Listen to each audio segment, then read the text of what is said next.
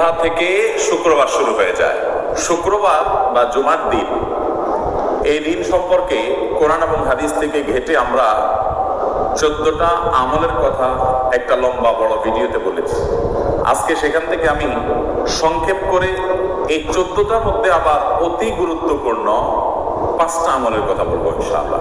Number 1, সবচেয়ে বেশি যেটা করতে হবে পরিমাণে, জুমার দিন জুমার রাত, বৃহস্পতিবার সন্ধ্যা থেকে নিয়ে শুক্রবার সন্ধ্যার আগ পর্যন্ত পরিমাণে সবচেয়ে বেশি করতে হবে যে আমলটা, সেটা হলো দুরূদ শরীফের আমল। নবী করিম সাল্লাল্লাহু আলাইহি ওয়াসাল্লাম বলেছেন, আকসিরু আলাইয়া মিনাস সালাতি মিন ইয়াউমিল জুমআতি ওয়া লাইলাতিল জুমআহ, তোমরা জুমার দিন এবং জুমার রাতে আমার প্রতি বেশি বেশি দুরূদ পাঠ করবে, দুরূদ প্রেরণ করবে। ফাইন্না সালাতাকুম মা'রুদাতুন আলাইহি, কারণ তোমরা যে দুরূদ পাঠ করো এটা আমার কাছে পেশ করেন আল্লাহর ফেরেশতারা, এবং রীতিমতো নামধাম সহকারে আল্লাহর একদল ফেরেশতা নিয়োজিত আছে। তারা বলেন, আল্লাহ, হে আল্লাহ রাসূল, আপনার অমুক উম্মত, অমুক অনুসারী, আল্লাহর অমুক বান্দা পৃথিবীর অমুক প্রান্ত থেকে, অমুক দেশ থেকে, অমুকের সন্তান, সে আপনার প্রতি দুরূদ পেশ করেছে জুমার দিনে, জুমার রাতে বা অন্য সময়ে। এটা নবী করিম সাল্লাল্লাহু আলাইহি ওয়াসাল্লামের কাছে রিপোর্ট দেওয়া হয় আল্লাহর নিযুক্ত ফেরেশতাদের মাধ্যমে। এই জন্য শুক্রবার এবং শুক্রবার দিন এবং রাত, অর্থাৎ বৃহস্পতিবার সন্ধ্যা থেকে নিয়ে শুক্রবার সন্ধ্যা পর্যন্ত এই 24 ঘন্টার মধ্যে নবী করিম সাল্লাল্লাহু আলাইহি ওয়াসাল্লামের ভাষ্য খেয়াল করেন, আকসিরু আলাইহি। ওলামায়ে কেরাম জানেন, নবী আলাইহিস সালাম সাধারণত কোনো আমল পরিমাণে বেশি করতে বলতেন না। পরিমাণে বেশি করতে বলার মতো আমল খুব কম ইসলামে। গোটা কোরআন যদি খোলেন আপনি, পরিমাণে অধিক করতে বলা হয়েছে এরকম আমল খুব বেশি পাবেন না। তোমরা বেশি বেশি করে নামাজ পড়ো, বেশি বেশি করে রোজা রাখো, এরকম কথা কোরআন হাদিসে নাই। অবশ্যই একজন ইমানদার 5 ওয়াক্ত ফরজ নামাজের পাশাপাশি অধিক পরিমাণে নফল নামাজও পড়বেন, সেটা ভিন্ন কথা। কিন্তু কোরআনে বেশি পরিমাণে আল্লাহর জিকির করার কথা বলা হয়েছে। আর নবী করিম সাল্লাল্লাহু আলাইহি ওয়াসাল্লাম বৃহস্পতিবার সন্ধ্যা শুরু হলে শুক্রবার সন্ধ্যার আগ পর্যন্ত বেশি পরিমাণে করতে বলেছেন যে কাজটা, সেটা হলো দুরূদ শরীফের আমল। দুরূদের এই আমলটা, এটা করার জন্য আল্লাহ তাআলা এমন সহজ করে দিয়েছেন যে ওযুর প্রয়োজন নাই। আপনার ওযু নাই, তারপর আপনি দুরূদ পাঠ করতে পারবেন। এবং আপনি এই বড় দুরূদ পড়ার মতো সময় নাই, তো আপনি একবারে সবচেয়ে সংক্ষিপ্ত দুরূদ পড়েন সাল্লাল্লাহু আলাইহি ওয়াসাল্লাম, তাতেও দুরূদ পাঠের সওয়াব পাবেন। আমলটা করব তো ইনশাআল্লাহ। নাম্বার 1। নাম্বার 2, জুমার দিন উপলক্ষে অন্য যে কোনো দিনের চাইতে জুমার দিন অর্থাৎ শুক্রবারের ফজর নামাজ পুরুষরা মসজিদে জামাতের সাথে পড়বেন। জামাতের সাথে পড়ার নিয়ত করবেন পাক্কা, কারণ অন্য যে কোনো দিনের ফজর নামাজ না, শুধুমাত্র যত নামাজ আছে, নবী করিম সাল্লাল্লাহু আলাইহি ওয়াসাল্লাম বলেছেন, আফদালুস সালাওয়াতি ইনদাল্লাহ, আল্লাহর কাছে দুনিয়ার সব নামাজের মধ্যে 5 ওয়াক্ত সাধারণ নামাজগুলোর মধ্যে সবচেয়ে উত্তম নামাজ হলো সালাতুল ফজরে মাআল জামাআতে ইয়াউমাল জুমআহ, জুমার দিন ফজরের নামাজ জামাতের সাথে আদায় করা হলো যত নামাজ আছে এর মধ্যে সবচেয়ে শ্রেষ্ঠ নামাজ। ভাইরা আমার, প্রত্যেক বৃহস্পতিবার আসলে সন্ধ্যার সময় প্রতিজ্ঞা করব, সপ্তাহের অন্য দিন যদি আমার ত্রুটি বিচ্যুতি হয় আমি সেটাকে কারেকশন করার চেষ্টা করব, কিন্তু শুক্রবার ফজরটা পুরুষ হিসাবে আমি জামাতের সাথে পড়বই পড়ব। তার জন্য রাতে আগে আগে শোবো, ডাবল ট্রিপল অ্যালার্ম দিয়ে শোবো, অন্য নামাজি বন্ধুকে বলবো ফোন দিয়ে ডেকে দিবি, একে অন্যের সহযোগিতা করব, কিন্তু ফজরের নামাজ জুমার দিন ছাড়বো না ইনশাআল্লাহ। 3 নম্বর আমল হলো সূরা কাহফ পড়ব। যারা কোরআন পড়তে পারেন না তারা শুনবেন, আর যারা পড়তে পারেন তারা নিজে পড়বেন।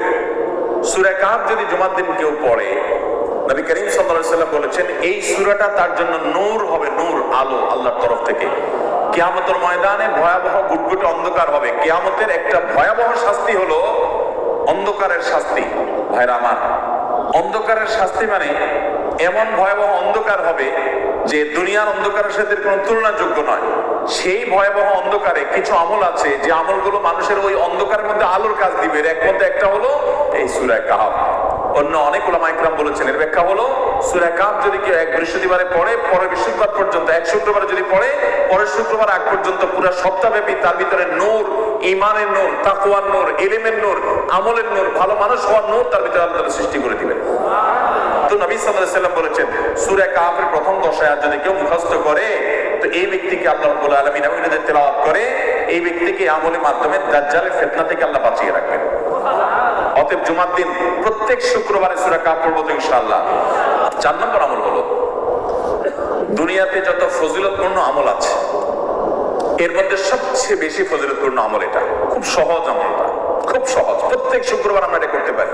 জুমার দিন আগে ঘুম থেকে উঠে উত্তম রূপে গোসল করে মসজিদে আগে আগে গিয়ে পায়ে হেঁটে গিয়ে সামনে সামনে ইমাম সাহেবের কাছাকাছি গিয়ে বসা, অনর্থক কথা কাজ না করা, তেলাওয়াত জিকির আজকাল মাশগুল থেকে নামাজটা পড়ে বের হয়ে আসা, এই কাজ। এই কয়েকটা কাজ যদি করে তাহলে কাজ কয়টা হলো? আগে আগে ঘুম থেকে উঠা, ওই যে ফজর নামাজ জামাতের সাথে পড়া ইত্যাদি, গোসল করা উত্তম রূপে, আর পায়ে হেঁটে মসজিদে যাওয়া, বাহনে না চড়া। 4 নম্বর হলো ইমামের কাছাকাছি গিয়ে বসা, কোনো অনর্থক কাজ না করা।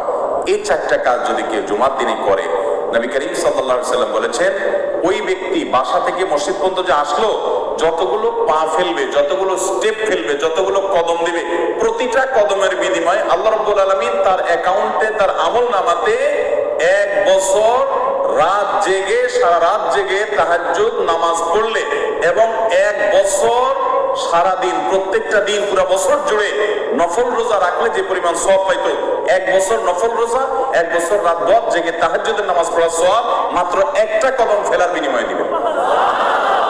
চেষ্টা করবো না ইনশাআল্লাহ? 5 নম্বর এবং সর্বশেষ আমল হলো জুমার দিনে একটা সময় আছে দোয়া কবুল হয়। দোয়া কবুলের যে সময়গুলো আছে এর ভিতরে অত্যন্ত ইম্পর্টেন্ট একটা সময় হলো জুমার দিন।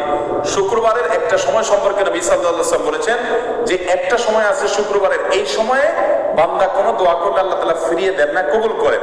কিন্তু সময়টা যে ঠিক কখন, এটা হাদিসে নবী সাল্লাল্লাহু আলাইহি ওয়াসাল্লাম বলেন নাই, যাতে করে হয়তো আমরা সারা দিনই কম বেশি দোয়ার চেষ্টা করি।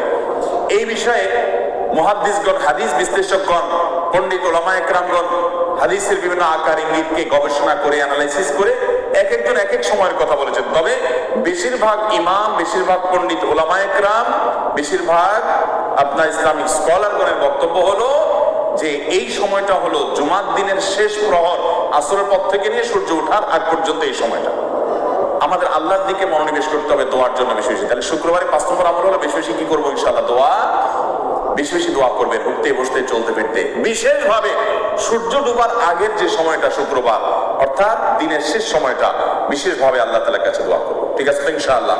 কয়টা আমল বললাম? আমল করবো তো ইনশাআল্লাহ? মনে থাকবো তো ইনশাআল্লাহ? আমরা প্রয়োজনে বাসায় গিয়ে একটা কাগজে নোট করে ফেলবো, লিখে ফেলবো, লিখে এরপরে ওয়ালে টাঙ্গাই দিবেন বাসায় যে জুমার দিন এই 5 কাজ আমি ছাড়বো না। আপনি যদি মনেও না থাকে, আপনার যদি ভুলেও যান, আপনি এই কাগজ আপনাকে মনে করাবে ইনশাআল্লাহ। বাসায় ফ্যামিলির লোকদের সাথে শেয়ার করবেন, জুমার দিন হুজুর বলেছেন, আমি একটু আমার মন থেকে বলিনি, এগুলো সব কোরআন হাদিসের কথা বলেছি আপনাদেরকে। কোরআন হাদিসের আলোকে 5টা আমলের কথা বলেছেন, বিশেষভাবে জুমার দিন আমি 5টা আমল করবোই করবো। ভাইরা আমার, প্রত্যেক জুমার দিন যদি আপনি একটু ইমানের রিচার্জ করেন, ইনশাআল্লাহ সারা সপ্তাহ আপনার জন্য সেটা উপকারে আসবে। চেষ্টা করবো তো ইনশাআল্লাহ?